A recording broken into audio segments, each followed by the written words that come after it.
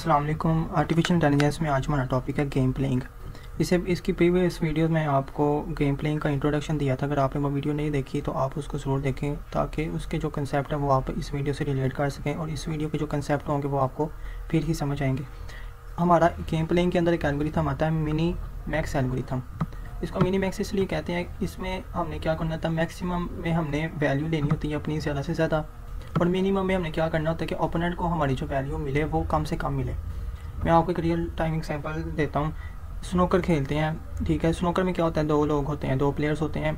दोनों का क्या एम होता है कि हम मैक्सिमम ज़्यादा से ज़्यादा उसके स्कोर बनाएं खुद को, और दूसरा जो है वो उसका जो स्कोर हो वो मिनिमम हो। अब एक जो बारी करता है वो उसका यही एम होता है कि मैंने मैक्सिमम स्कोर करना है। अब एक वो प्लेयर आता है, वो अपनी बारी करता है, ठीक है। अगर वो अपनी बॉल्स को पोर्ट करता है, जैसे वो बॉल्स को पोर्ट करता रहेगा उसकी जो स्कोर है वो बढ़ता रहेगा, और उसी तरह उसी एवरेज से जो दूसरा होगा ओपोनेंट, उसकी जो बारी है वो नहीं आएंगी और जिसकी वजह से उसका जो स्कोर होगा वो कम होगा। इसमें बेसिकली हमने सिर्फ ये टेक्निक यूज़ करनी है कि हमने, अगर हम मैक्सिमम वाले हैं ना, ठीक है, हम ओपोनेंट नहीं है, ओपोनेंट का क्या काम होगा कि वो आपकी जो स्कोर होगी उसको काम करना शुरू करेगा, और हम एज अ मैक्सिमम में हमने मैक्सिमम अपनी वैल्यूज़ को बढ़ाना है। तो हम क्या करेंगे, हम अपना ये अचीव बनाएंगे, गोल बनाएंगे कि हम अपनी वैल्यूज़ को मैक्सिमम से मैक्सिमम अचीव करें। हमने वो वैल्यूज़ चूज़ करनी है जो ज़्यादा हो, ताकि जो अगले की बारी आएगी तो उसको वो स्कोर ना मिल सके। इसका बेसिकली ये मकसद होता है। इसमें हम डिसीजन मेकिंग एल्गोरिथम कहते हैं, ठीक है। यूज्ड इन 2 प्लेयर और 0 सम games like tick tech to, ये भी 2 प्लेयर्स के लिए होती है। चेस होती है जिसको शतरंज कहते हैं, ये भी 2 प्लेयर्स के लिए। तो इसमें भी हम मिनिमम और मैक्सिमम वैल्यूज़ को चूज़ करते हैं। इस मेन जो इस एल्गोरिथम का गोल होता है ना, वो होता है maximise your own gain while minimising the opponent's gain. मतलब कि हमने अपना जो हमारा गोल होगा ना उसको हमने मैक्सिमम रखना है, और ओपोनेंट्स का जो गेन होगा ना उसको हमने मिनिमाइज रखना है। तो ये बेसिकली इसमें एक मेन कंसेप्ट है। इसकी हम टाइम कॉम्प्लेक्सिटी को देखें तो हमारे पास आती है ऑर्डर ऑफ बी की power D. B is a branching factor कि हमें कितने ब्रांचेस तक उसको ट्री को या ग्राफ को हमने देखा और उसकी डेप्थ कितनी है वो इसकी पावर में आएगी। और स्पेस कॉम्प्लेक्सिटी इसमें क्या है, बी मल्टीप्लाई डी, कि जितना वो ब्रांचिंग फैक्टर बढ़ता रहेगा उसकी डेप्थ भी उतनी बढ़ती रहेगी, तो वो उस वाले से जगह भी ज़्यादा लेगा, तो इसलिए ये एक दूसरे से मल्टीप्लाई होंगे। इसकी कुछ प्रॉपर्टीज़ हैं जिसमें हमारे पास आ जाता है complete. If game tree is finite algorithm will find complete solution. मतलब कि एक एल्गोरिथम उसकी एक लिमिटेड सी हद है, ठीक है। तो वो उसका जो एल्गोरिथम होगा ना वो हमें एक सोल्यूशन फाइंड करने में मदद देगा।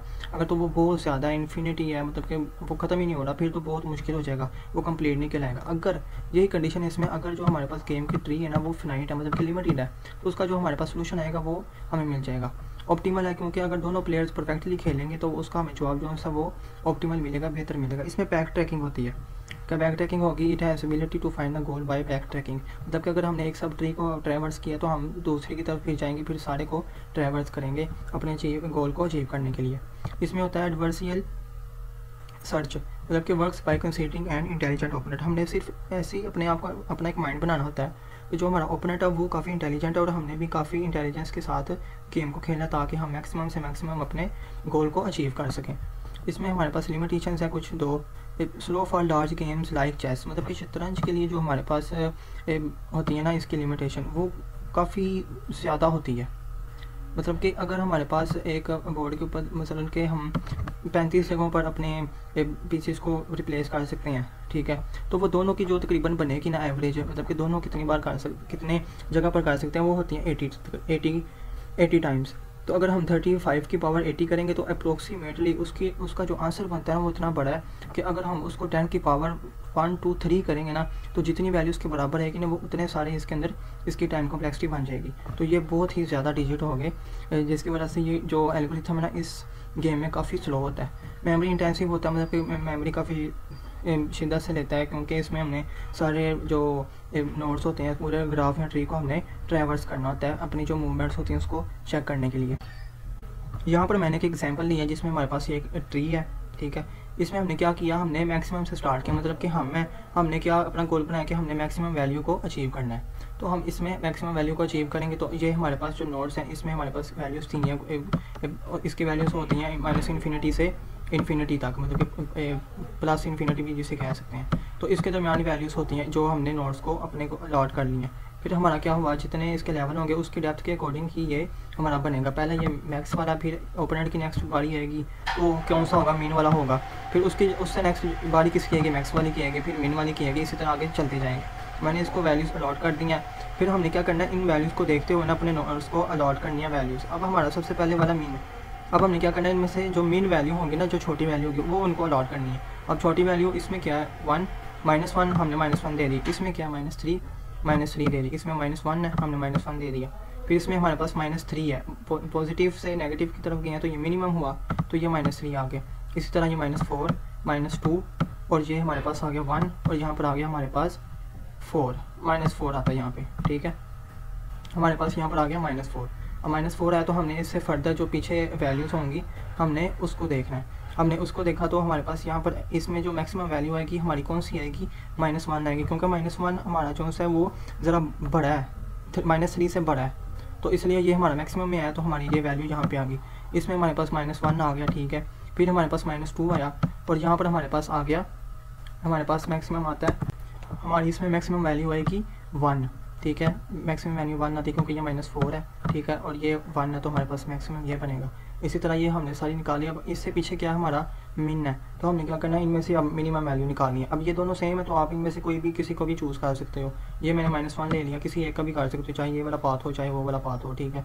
तो इसमें हमने क्या किया, इसमें हमारी जो मिनिमम वैल्यू है ये -2, ठीक है। फिर अब इन दोनों में से हमने क्या चूज़ करना है, मैक्सिमम। अब इन दोनों में से हमारा मैक्सिमम कौन सा है, 1। लॉस तो हो रहा है क्योंकि ये माइनस में है लेकिन कम हो रहा है, ठीक है, इसलिए हमने -1 को चूज़ किया। अब मैं आपको एक एग्जांपल और देता हूँ इसके हवाले से। लूडो में क्या होता है, आपने किसी अपने ओपोनेंट को किल करना है, ठीक है। एक आपकी पीस उससे काफ़ी दूर पड़ी है और एक उसके काफ़ी करीब पड़ी है। तो आप क्या करोगे, जब आप अपनी बारी करोगे तो आपने कहना मैंने उसको किल करना है, तो आपके वो किल नहीं होगी क्योंकि आपके वो उतने डिजिट्स ही नहीं आएंगे किल करने के लिए। तो आपका लॉस तो हुआ उसमें, लेकिन ये है कि आपको स्टेप तो लेना पड़ेगा। अब आपने स्टेप लिया तो आपको वो स्टेप चलोगे तो फिर आगे जाके आपका जो बाकी का प्रोसेस है वो होगा। इसमें यही सीन यहाँ पर चलता है। तो ये आपका सारा बन गया। अब मैक्सिमम वैल्यू है तो हमने ये सिर्फ अब इसमें अचीव किया कि हमारी जो मैक्सिमम वैल्यू आएगी इसमें -1 तक आएगी। तो ये सारी इसमें हमने करनी होती है ट्रैकिंग। तो ये आपकी एक एग्जांपल होगी। नेक्स्ट मैंने एग्जांपल लिया है एज अ ओपोनेंट, मतलब कि आपका ओपोनेंट है वो कैसे अपनी टेक्निक को यूज़ करेगा कि आपका जो स्कोर हो वो कम से कम बने। अब इसमें क्या है कि मैंने यही सारी वैल्यूज़ नीचे अलॉट की हैं। सबसे पहले हमने क्या किया, ये मिन की वैल्यू जो सी है वो पहले शुरू होगी। ऐसा ही होता है अक्सर कि कभी आप लूडो खेलते हैं या कुछ और होता है ऑनलाइन या किसी और भी गेम में, तो पहले आपके ओपोनेंट की बारी आती है। ओपोनेंट की बारी आती है तो वो फिर उसका एम यही होता है कि आपका जो स्कोर है वो कम से कम बने, ठीक है। तो वो फिर इस तरह यहाँ पर इसकी पहली बारी आई, फिर इसके बाद मैक्स की आएगी, फिर मिन की आएगी, फिर मैक्स की आएगी। अब हमने क्या किया, इसमें सबसे पहले जो वैल्यू स्लॉट है हम इसको चूज़ करेंगे ताकि हमारे पास जो मिनिमम की वैल्यू एंड पर बनती है ना वो हम शो करवाएं। सबसे पहले हमने देखा हमारे पास जो मैक्सिमम वैल्यू यहाँ पर बनती है 2, यहाँ पर बनती है हमारे पास -1, यहाँ पर बनी 5, फिर 3, फिर -1, 3, 4 और 2। फिर हमने इनमें से देखना मिनिमम कौन सा, यहाँ पर आ गया हमारे पास 2, यहाँ पर आ गया हमारे पास -1, फिर 3, फिर -1, ठीक है। फिर हमने इनमें से देखनी है कि मैक्सिमम कौन सी, ये लेवल वाइज देखनी है आपने। इसमें हम BFS यूज़ नहीं करते हैं क्योंकि BFS ये है कि हमने एक ओपोनेंट चला है, उसकी एक बारी है, ठीक है, उसके बाद उसके ओपोनेंट की बारी आएगी, ठीक है, फिर उसके बाद उसकी बारी आएगी। ये नहीं कि हम एक अपने लेवल पकड़ा और हम उसमें अपनी बारी करते जा रहे हैं हालांकि अगले की बारी आई हुई है, ऐसा सीन नहीं होता। इसलिए हम इसको अब लेवल वाइज लेके चलते हैं डेप्थ में। फिर हमने क्या किया, मिनिमम इसमें हमने मैक्सिमम चूज़ करना है, तो हम मैक्सिमम क्या चूज़ करेंगे, इन दोनों में हमने मैक्सिमम चूज़ किया 3 और इन दोनों में हमने मैक्सिमम चूज़ किया 2। अब 2 चूज़ किया तो उसके बाद हमारा कौन सा है, मिनिमम वाला। अब इन दोनों में हमने मिनिमम वाला चूज़ किया, ये वाला 2 वाला, ठीक है। इसमें भी हमने अब 2 लिया। ये पॉजिटिव वाला 2 क्यों आया, अब पॉजिटिव वाला 2 आया इसलिए क्योंकि एक तो हमारी मैक्सिमम की जो वैल्यू थी हमने उसका इतनी एफर्ट किया कि यार अगले का जो स्कोर है ना वो कम से कम बने। अब हमने इतनी एफर्ट किया कि उसका स्कोर कम से कम बने, हालांकि हमें वो गोल इतना अचीव नहीं हुआ लेकिन थोड़ा बहुत फ़र्क पड़ा ज़रूर है, ठीक है, फ़र्क ज़रूर पड़ता है। वही जो एग्जांपल मैंने पीछे बताई थी आपको लूडो वाली, वही इसमें भी लाई करती है क्योंकि उसका जो एम था वो ये क्या था कि इसका जो स्कोर है वो कम से कम बने। आप इसमें ये भी कह सकते हो कि मिन को जो 2 वैल्यूज़ मिली है ना वो उसने छीनी है अपने मैक्सिमम वाले से, ठीक है, मतलब कि उसका कोई मैक्सिमम वाले का कोई फॉल हुआ या कुछ हुआ तो उसका स्कोर मिनिमम वाले को मिल गया। तो ये सीन इसके अंदर है। बाकी मैंने सारी कहानी आपको बता दी है कि इसके अंदर क्या क्या होता है। उम्मीद है आपको वीडियो अच्छी लगी होगी, तो थैंक यू।